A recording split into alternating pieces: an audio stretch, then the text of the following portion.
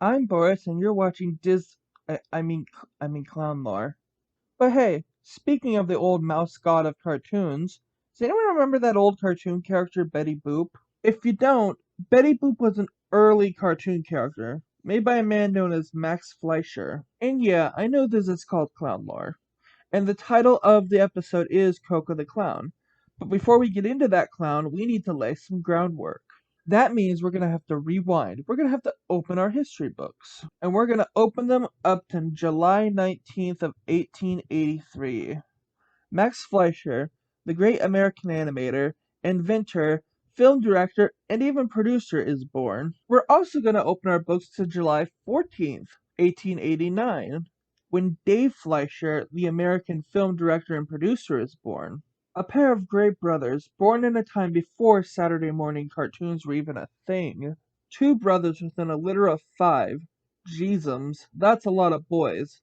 Those poor windows, that poor family. So the brothers worked separately for a time, but the world was never the same after they joined forces. They invented a device called the rotoscope, a machine that allowed animators to trace over photos and create lifelike animation. And together, Dave and Max created a series called Out of the Inkwell through Bray Studios. What was Out of the Inkwell? Well, I'll tell you.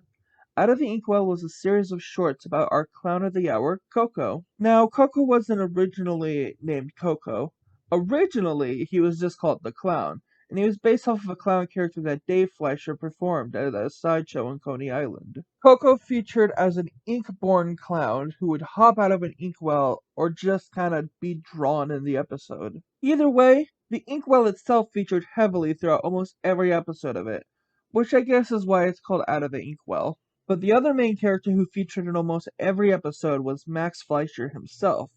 He would sometimes be Koko's master, sometimes he'd be kind of his enemy, but still his master. They'd seemingly argue sometimes, and sometimes Koko did what he was told. But Koko himself seemed somewhat mischievous, but I'd hesitate to even call it that.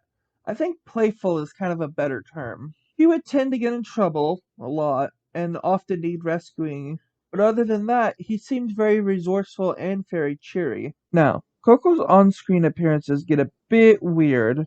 In the short Cartoon Factory from 1924, Koko is brought to life by Max before given a machine that allows him to create other cartoons. This doesn't turn out super well. Then, in The Tantalizing Fly from 1919, it shows an early version of Koko trying to catch a 3D fly on a 2D sheet of paper. All of his antics to catch the fly fail until Max has to step in to catch it himself. Later, in 1934, the short Ha Ha Ha, a Betty Boop focused short, shows Koko eating chocolate and getting a toothache a little too fast. Now, Betty Boop attempts to help him by becoming a dentist, and the episode ends like the name of the short. Betty gets laughing gas leaking through the city, and this causes everyone to absolutely lose it. However, one of the weirdly known Koko shorts is called Snow White.